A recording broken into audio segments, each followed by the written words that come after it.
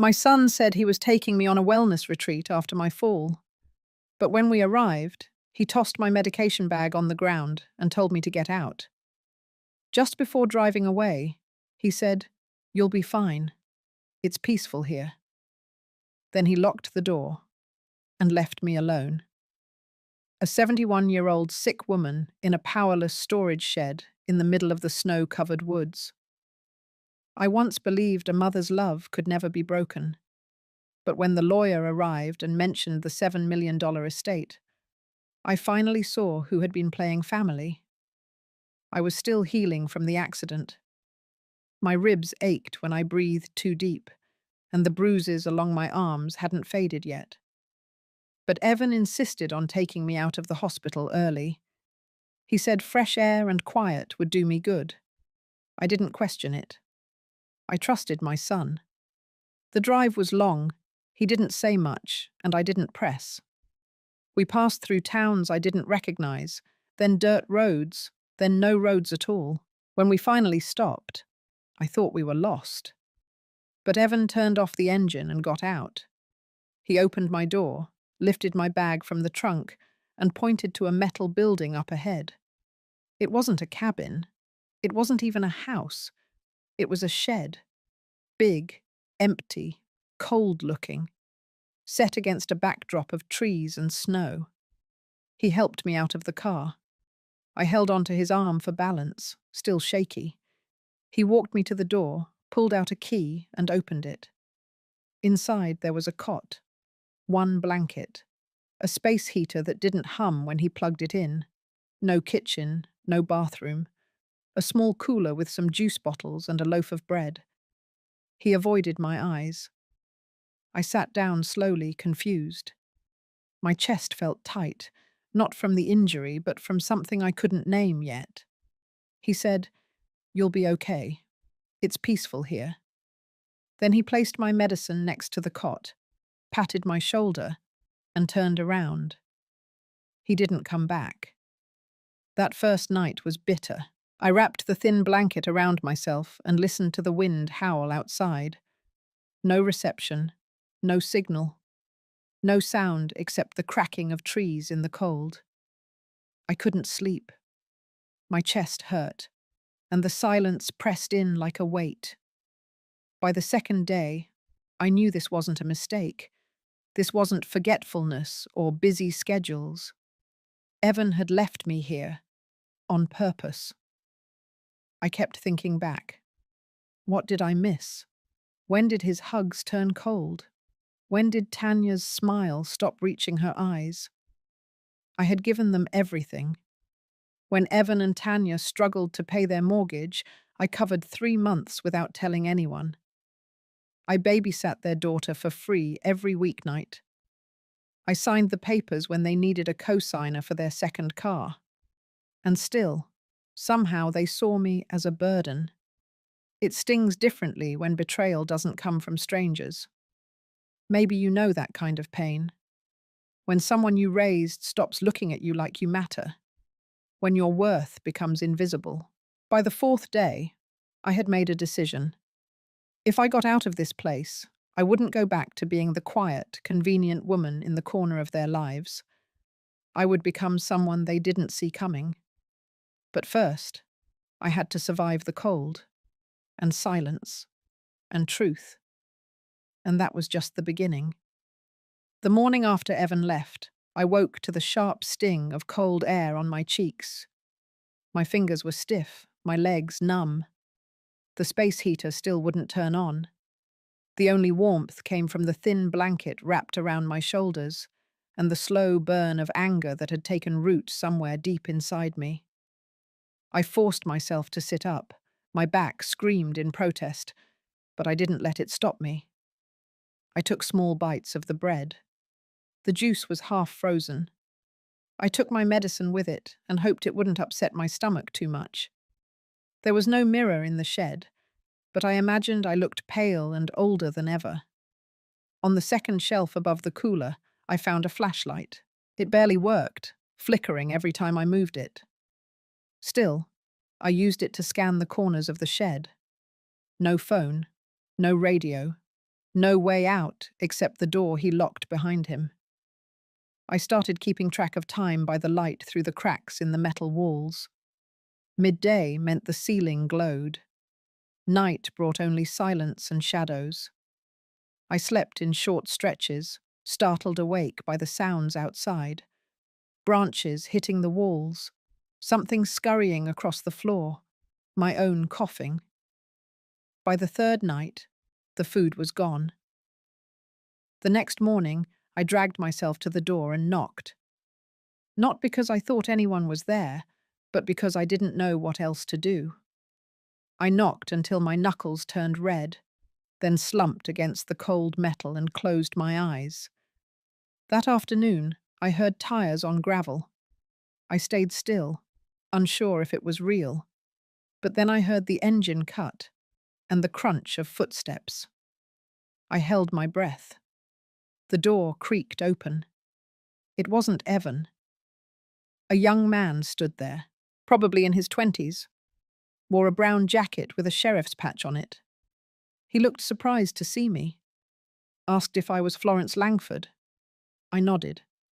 He said someone had called in a noise complaint from a property nearby, and he decided to check this area too.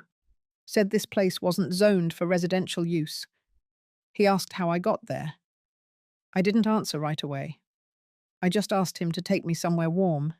He helped me into his car, turned the heat on high, called in to dispatch. Said he had an elderly woman in poor condition and was heading toward Fairbrook General. At the hospital, they ran tests. Said I had mild hypothermia, but my vitals were stable. They let me rest in a private room, gave me soup and clean blankets. While the nurse changed my IV, she asked if there was anyone she could call. I thought of Evan, his voice. That final pat on my shoulder, like I was a stray dog he couldn't take in anymore. I told her no. I told her I had no one. She nodded and didn't ask again. That night, I didn't sleep. I stared at the ceiling and let the pieces come together. Evan knew that place had no heat. He knew I couldn't walk more than a few feet on my own. He had filled the cooler just enough to keep me quiet for 2 days, not enough to help me through a week. He had planned it, carefully. And Tanya. Her silence wasn't accidental either. I was never meant to come back. But I had. And I was starting to remember everything I still had access to, including something I hadn't told them, not even once. Something worth $7 million. I was released from the hospital on the 5th day. They offered to call a social worker, maybe set up a short-term care facility, but I declined. I asked for a ride to the public library instead. I needed a place with quiet, heat, and internet. More than anything, I needed to think. I settled into a corner desk near the back, plugged in the laptop a kind librarian let me borrow, and opened a private folder I hadn't touched in years. Inside were scans of documents my late husband had entrusted me with before he passed. They were all there. The trust agreement, the deed to the Birchfield property, his handwritten letter, sealed in an envelope I had never opened, and the schedule for a delayed will reading set to occur in less than 2 weeks. He had written it into the terms himself. No changes were allowed unless both parties were present, and both parties meant me. I had forgotten just how thorough he was.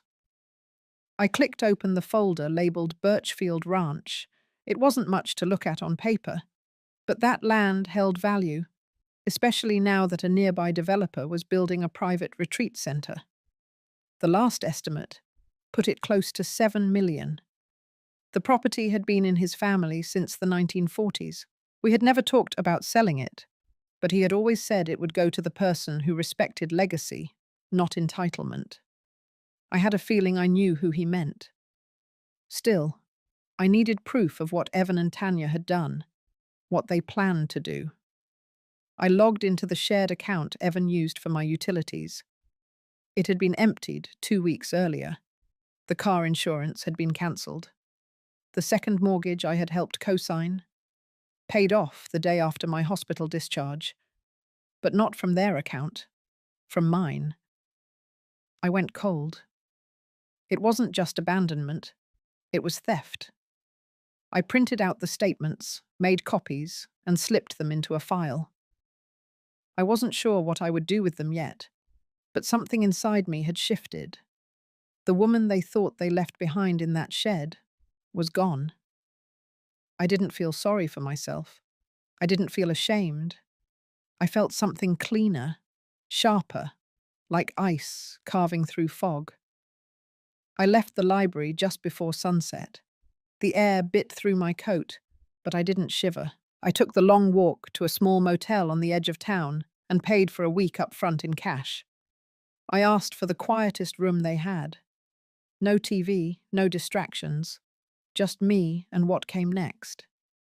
Each night I went over the records. I traced the phone numbers connected to the withdrawals. One belonged to Tanya, another to a legal firm I didn't recognize. I looked them up. Turns out, Tanya had visited their office 2 days before I was taken to that warehouse.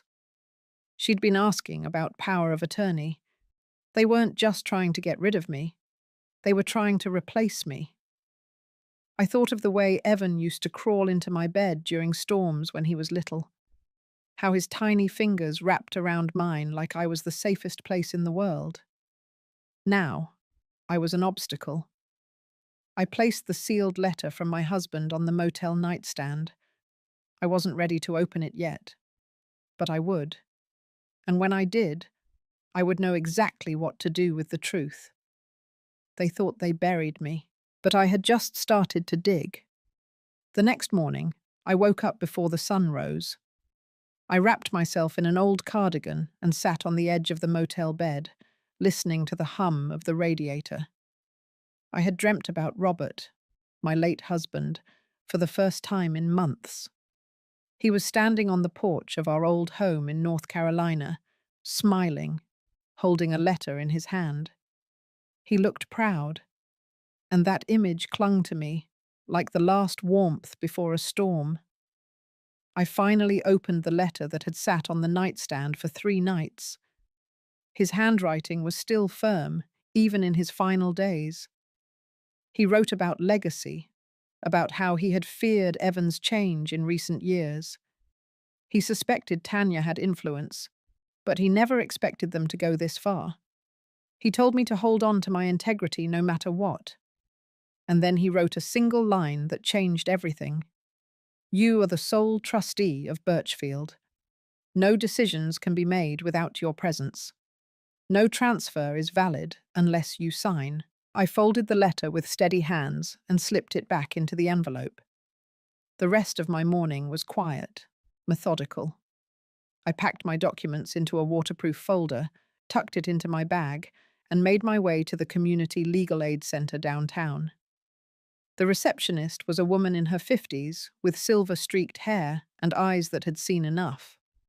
She handed me a clipboard and spoke gently when I asked for assistance with financial coercion and attempted asset manipulation. She didn't blink, just told me to wait. An hour later, I met with someone named Russell. He was young, maybe early 30s, but sharp. He listened, he took notes, he asked for the documents. I handed them over, including the letter from Robert. When he finished reading, he looked at me and said nothing for a while. Then he leaned back and nodded. We can build a case, he said. This is clear exploitation. If they filed anything claiming your absence as consent, we'll challenge it. I didn't cry. I didn't even smile. But something inside me relaxed, just a little. Like I wasn't alone anymore. Over the next few days, Russell and his team helped me organize everything. We subpoenaed account logs, requested footage from ATMs, tracked emails. He even arranged a forensic review of the power of attorney form Tanya had tried to file. It wasn't just unethical. It was illegal.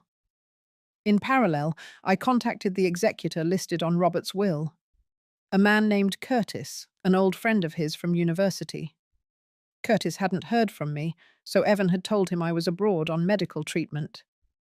That explained why the reading was delayed. I corrected that detail. The new reading was set for Friday at 3 p.m. in the law office downtown. Curtis would be there. So would I. And if Evan and Tanya showed up, they would have no idea what was waiting for them. On Thursday night, I stayed up in the motel, preparing. I didn't pack much, just the essentials. My ID, my documents, my cardigan. I braided my hair like I used to when Robert and I were younger. There was something comforting about small rituals when everything else felt like war. Before turning off the light, I stood at the window, looking out at the gas station across the road. 2 kids were buying hot chocolate, laughing in the cold. I remembered Evan at that age. I remembered thinking I would protect him from anything. But some things you can't protect your children from, especially not from themselves. I didn't know how tomorrow would end, but I was no longer afraid of facing it. Friday came with a stillness that felt unnatural. The motel room was quiet, too quiet. I got dressed slowly, folding my cardigan with care, then pulling it over my blouse like armor. The air outside was crisp. I walked 3 blocks to the law office without rushing, each step echoing with memories I didn't want but couldn't avoid.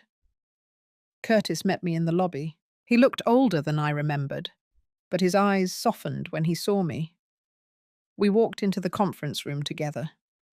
The table was long, polished, with stacks of legal folders neatly arranged at one end.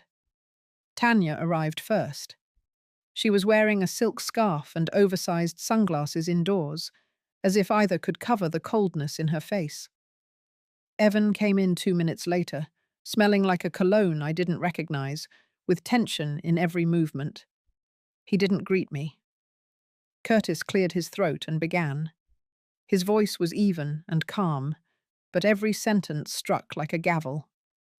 The will had been finalized 8 months before Robert passed. Evan had been given control over minor trust operations for tax purposes, but every major decision required a signature from me, the sole trustee. Birchfield Ranch, the accounts tied to it, and Robert's personal investments, everything was under that clause. Curtis paused, then slid a folder across the table. Inside was the letter Robert had written to me. It was now a legal exhibit. Tanya's jaw clenched. Curtis continued. A forensic review of the attempted POA transfer, along with bank withdrawal attempts, had been completed. All irregularities had been documented and submitted. The legal team was moving forward with filing a formal complaint of fraudulent manipulation. Evan's hands twitched. He looked over at me, and for the first time, I didn't look away. He asked Curtis why this was happening, why the will had changed. Curtis didn't flinch. He explained the will hadn't changed. It had simply never been read properly because Evan delayed the meeting, citing I was out of the country. I stayed silent. Tanya adjusted in her seat and whispered something to Evan. He shook his head, rubbed his temples. Then came the final detail. Curtis announced that, per Robert's instructions, the trust assets would be reviewed for full restructuring, effective immediately. As trustee, I had authority to reassign control, dissolve side holdings, and initiate full transparency audits. Tanya snapped. She stood up and accused me of poisoning Robert's mind. Her voice cracked when she shouted that I was too old to handle millions.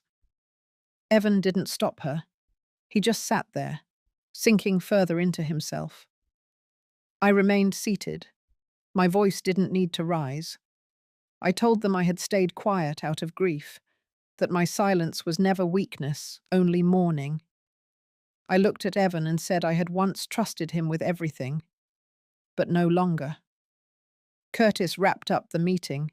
Tanya stormed out. Evan lingered, shoulders sagging, then followed her like a man walking into fog. I sat alone for a few minutes after they left. Curtis offered to walk me out, but I said I needed a moment.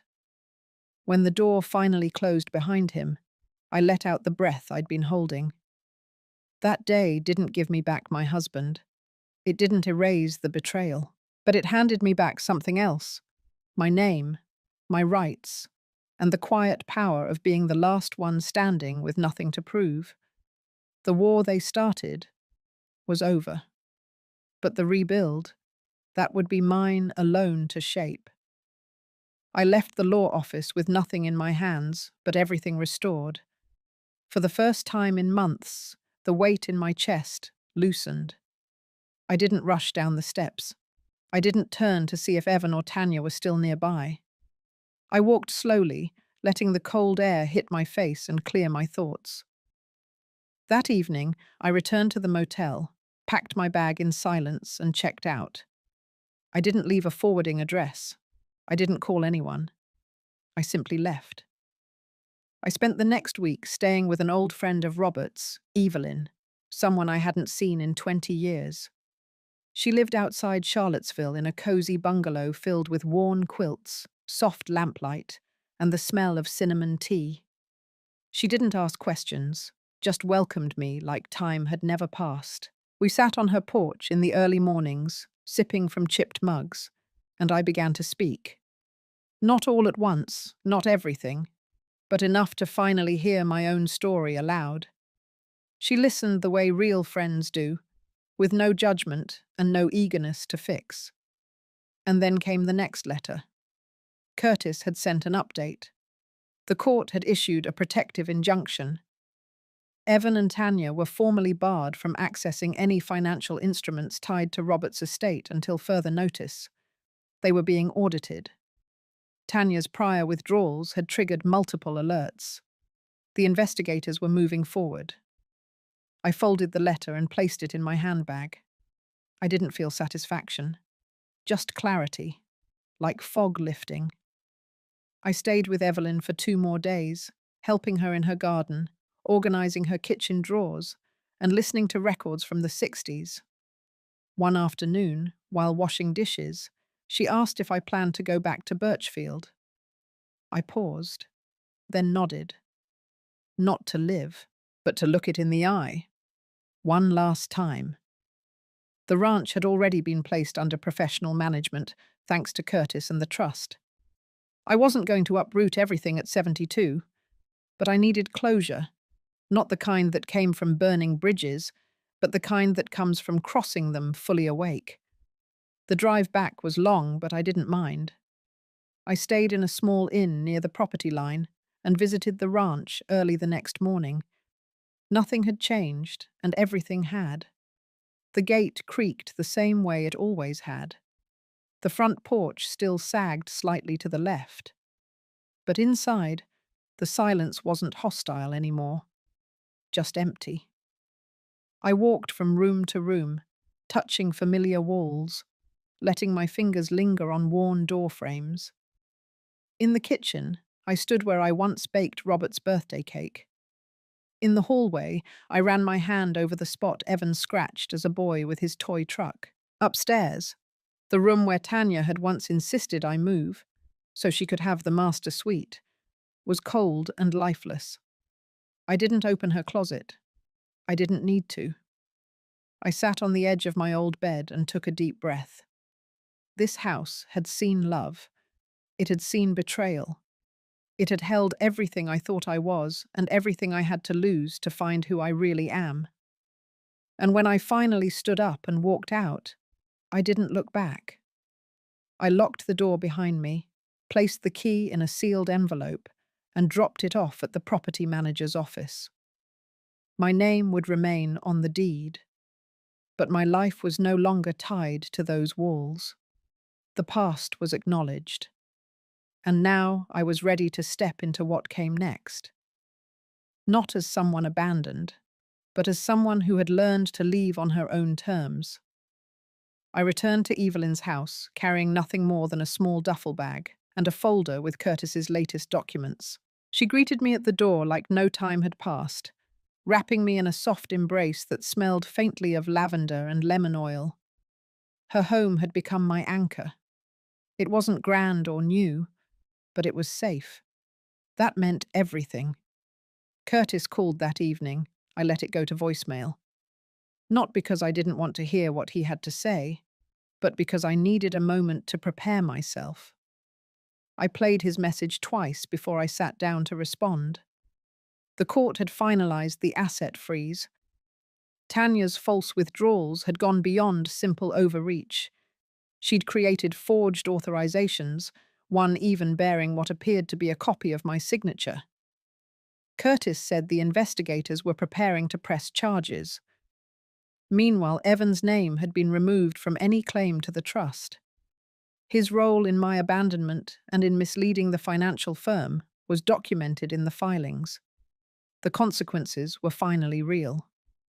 But none of that brought peace. Not yet. Evelyn had a cousin who worked in private care coordination. She arranged a meeting for me with a woman named Harriet. Harriet helped elderly women recover their financial independence, especially those recovering from coercive family dynamics. She wasn't a therapist or a social worker. She was practical, blunt, and exceptionally organized. She met me at a diner 2 towns over. I wore my best sweater and brought along a notebook. Harriet didn't coddle. She asked how much I had left. Not just financially, but emotionally, physically, socially. We made a plan. Within 3 weeks, I'd opened my own account under the legal protection of the estate's trust umbrella. I leased a small apartment near downtown Richmond. Nothing fancy. 1 bedroom, a quiet balcony. I bought a used car, started physical therapy for my hip, and took my first class at the community center on Monday mornings. It was called Financial Clarity After 60. The class was filled with women like me. Some were divorced, some widowed. A few had children who no longer spoke to them. We didn't dwell on the pain. We shared, we learned, and we laughed more than I expected. One morning, while waiting for the elevator in my new building, I received a thick envelope in the mail slot. The handwriting was familiar. Evan. I opened it inside, sitting by the window with a cup of lukewarm tea. His letter was long, meandering, and full of half-apologies.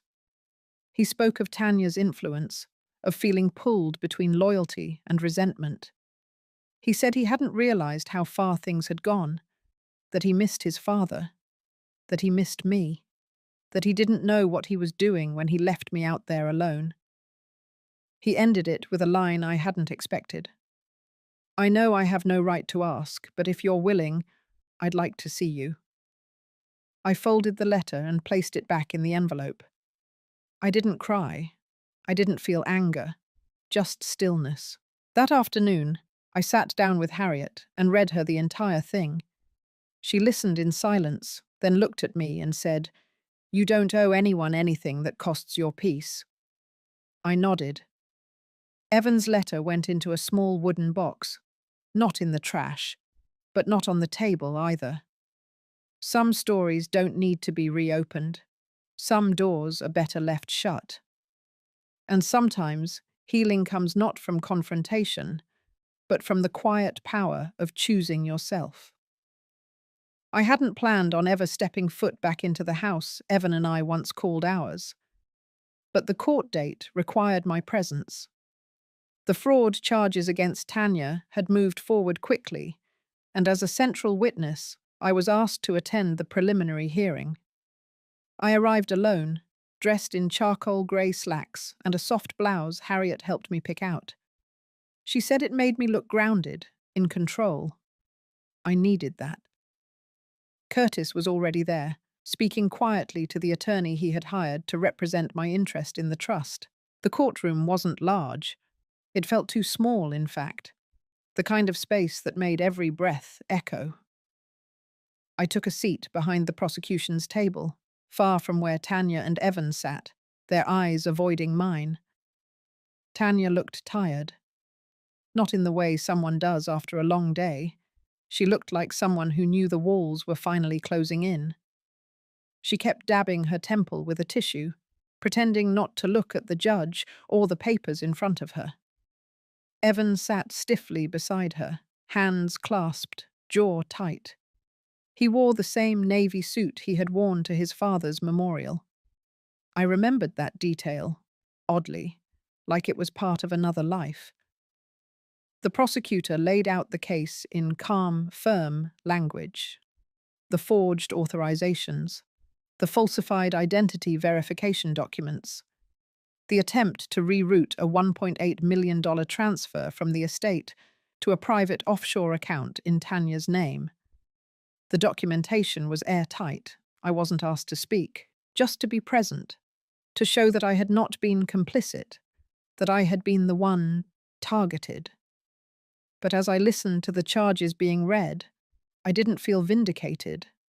I felt numb, like the woman who had once baked lasagna in that house and stocked the guest room with lavender sachets had been replaced by someone I barely recognized. After the hearing, I declined the invitation to the post-court meeting. I needed air. I walked the block in silence, feeling the cold sting my cheeks, my fingertips going white around the knuckles. I passed a bakery where Evan used to buy lemon scones for me every Sunday morning, the kind he'd warm in the oven while I watered the plants. That memory hurt more than I expected. A week later, I received official notice. Tanya had accepted a plea deal. Restitution would be paid from her remaining assets, though it barely scratched the surface. Evan, while not charged, had been removed as executor of the trust by the judge's order. The court cited gross negligence and enabling misconduct.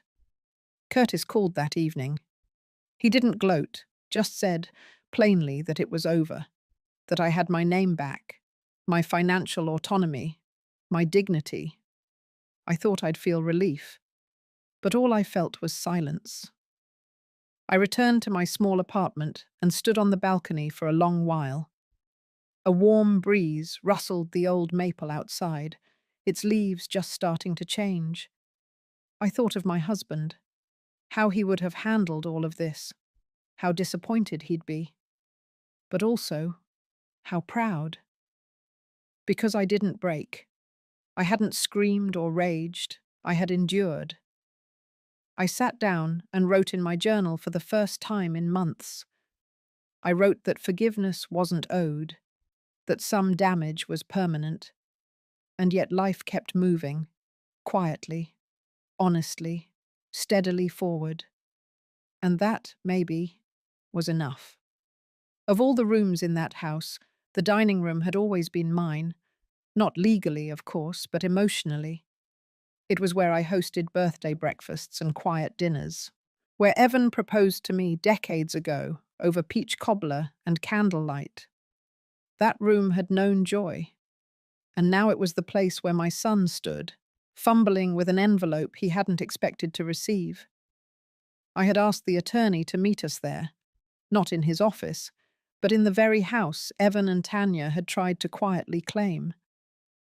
Curtis arrived precisely at 3, with a stack of documents, a folder bearing the Whitfield family crest, and a voice that cut clean through sentiment.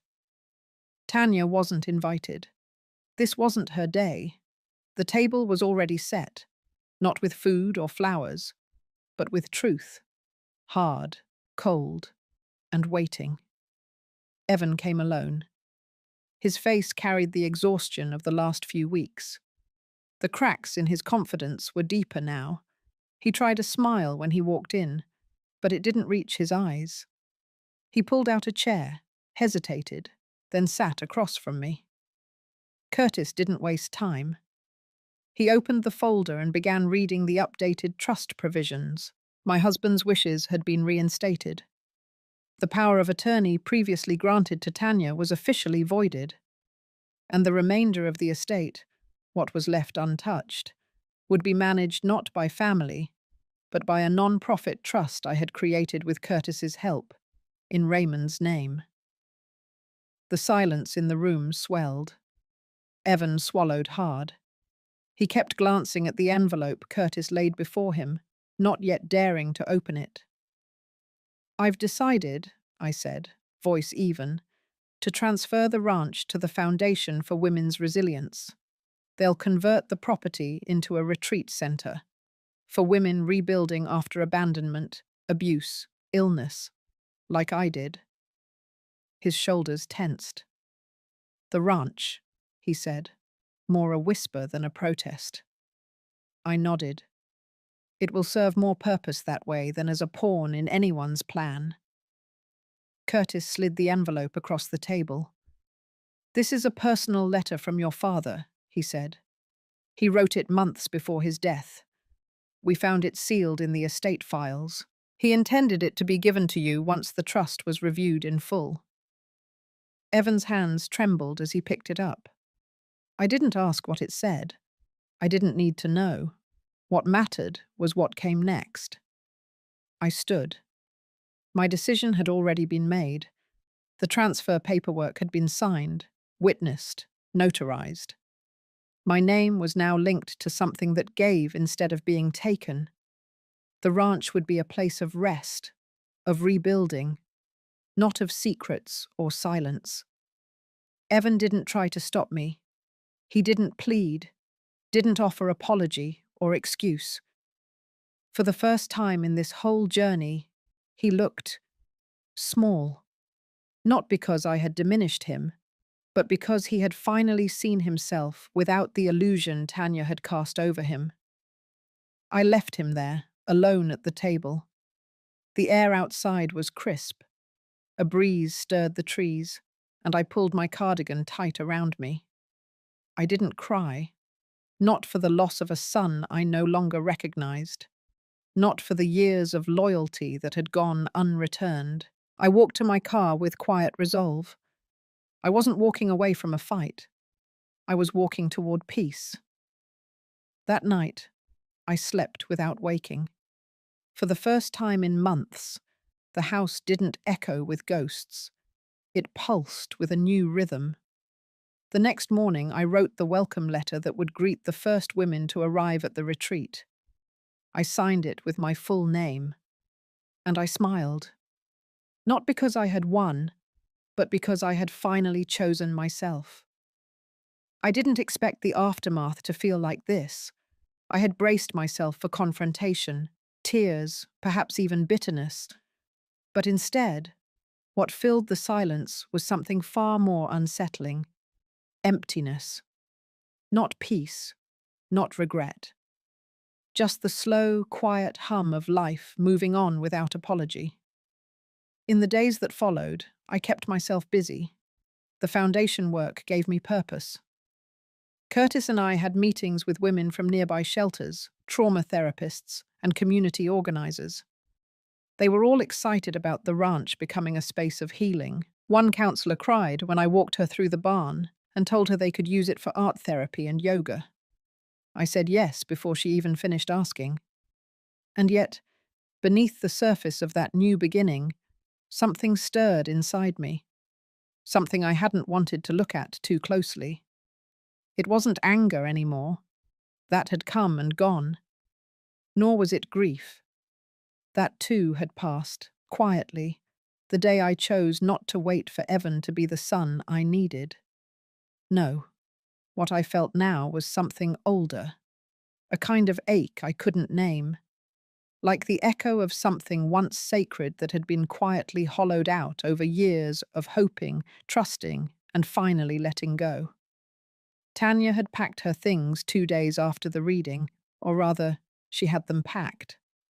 A moving truck came early in the morning, and she didn't speak to me. She didn't even look at me, just climbed into her car, put on sunglasses, and drove away. As if I had never existed. As if the years I spent helping raise her children, holding her hand through miscarriages, watching her favorite cooking shows beside her, none of it had happened. Evan remained in the house, but not truly present. He wandered like someone walking through the ruins of a dream he once believed would come true. He never brought up the letter from Raymond. I never asked what it said. Whatever truth it held was for him alone. Curtis stopped by one evening with a small file folder. He handed it to me with a nod. Inside were the final transfer documents. The ranch was now officially under the foundation's name. My name was listed as founder, but not as owner. I didn't need ownership anymore. What I needed was legacy. This was enough. As Curtis left, he paused on the porch. He looked at me the way only someone who has known your sorrow can. "You gave him every chance," he said. I nodded, and I gave myself one. That night, I sat alone in what used to be the master bedroom. The house was quiet. Not cold, just still. I lit a single candle and placed it on the nightstand. I didn't cry. I didn't feel like I needed to. What I felt was more complicated. I thought about the first time I held Evan. His fingers were so small, his cries so urgent. I remembered how I used to hum to him in the early hours of the morning, whispering dreams into his tiny ears, imagining a life where he'd grow strong, kind, loyal. And I realized something in that moment. I had let go of Evan the man, but somewhere inside me, I still carried Evan the child. Not as a source of pain anymore, but as a memory, as a truth. He had been mine. Once. The next morning, I began packing my things. I wouldn't stay in that house. It was no longer my home. The ranch would soon be bustling with new energy, new stories. It needed space to breathe. And so did I. I called Curtis and asked him to help me find a small cabin nearby. Something quiet, close to the forest. Somewhere I could plant herbs and maybe keep a few chickens. He laughed gently and said he already had a list. And just like that, a new season began. Not with fanfare, not with apology, but with quiet resolve, and the knowledge that what I had built, both in others and in myself, would stand longer than any betrayal ever could. It took only 2 weeks to find the cabin. Tucked in a quiet pocket near the edge of the forest, it sat on a modest rise overlooking a creek and a thin stretch of wild meadow. There was a rickety porch, a chipped bird bath, and a wood-burning stove that creaked at night like an old friend remembering stories. It wasn't perfect, but it was mine. And more than that, it felt like peace. The first morning there, I brewed coffee and sat outside with a blanket over my knees, watching the steam rise into the cool air. I had not realized how long I had gone without silence that didn't feel like punishment. This was different. This silence felt earned. Curtis stopped by later that week with 2 women from the foundation. They'd just secured funding from a local non-profit and were eager to begin renovations on the main barn. They spoke quickly, brimming with plans, and I watched them move across the ranch from a distance. It felt like watching my old self in another time. Driven, focused, necessary. I didn't need to lead anymore. That was the difference. Now I could simply offer what I had and step back. I was done proving myself. To Evan, to Tanya, to the world. A few days later, a letter arrived. Handwritten, no return address. I recognized the slant of Evan's handwriting before I opened it.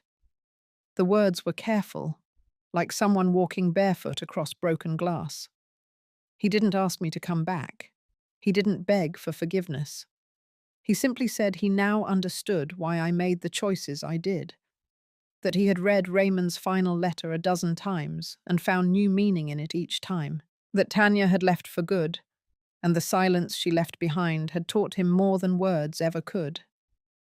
I read the letter 3 times, then folded it, placed it in the drawer beside my bed, and let it be.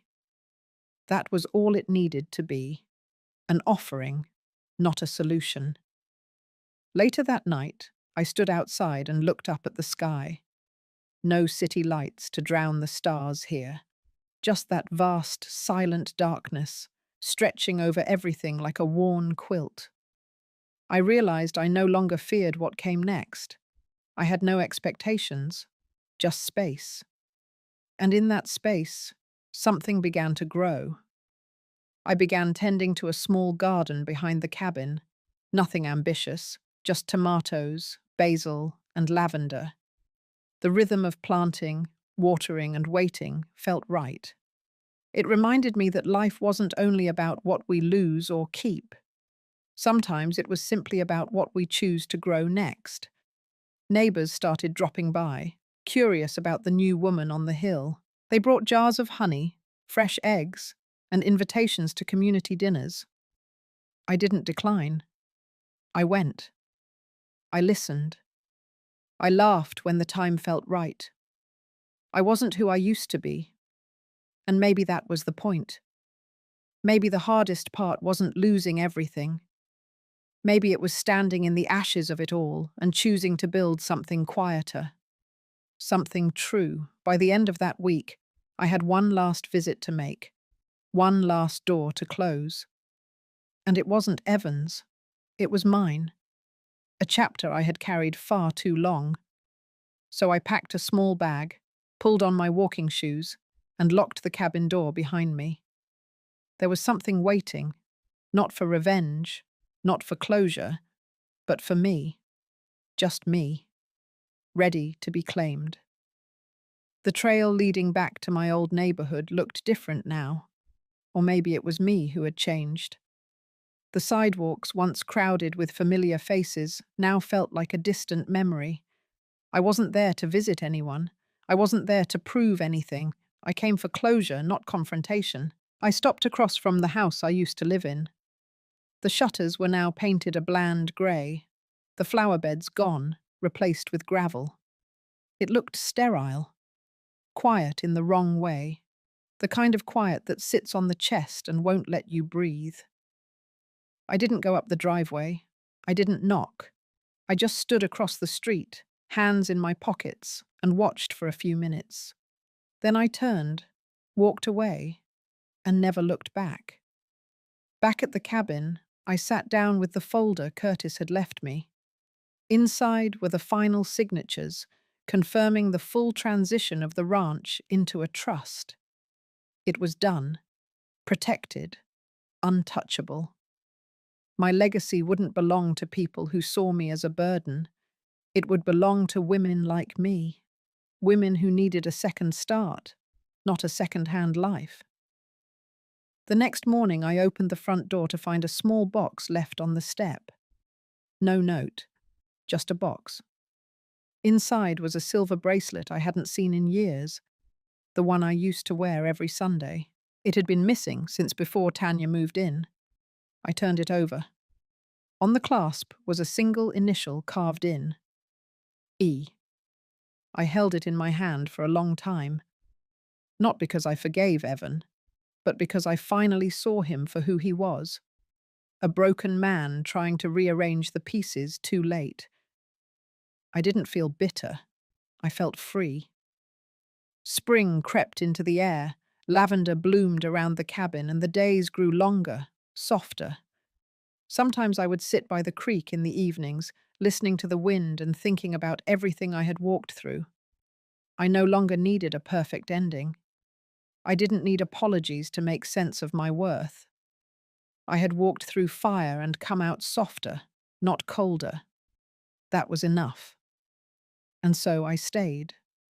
I stayed in the quiet, in the garden, in the company of people who saw me as a person, not a possession. I taught a class on financial literacy for women rebuilding after divorce and loss. I shared what I knew. I watched them grow. I watched myself heal in their reflection. Some nights, I still thought about the family I lost. But the ache no longer defined me. It became something else. A shadow I had learned to walk beside without fear. I wasn't just a mother, or a widow, or a woman who was left behind. I was me, fully, finally. And in the stillness of that truth, I had never felt more alive. If any part of my story reminded you of something you've lived through, I want you to know you're not alone. We are not defined by who turns their back on us, but by how we choose to rise after the silence. If this story stayed with you or brought something to light in your own heart, I'd love to know. Sometimes healing begins not in answers, but in shared echoes. Take a breath. You deserve peace too.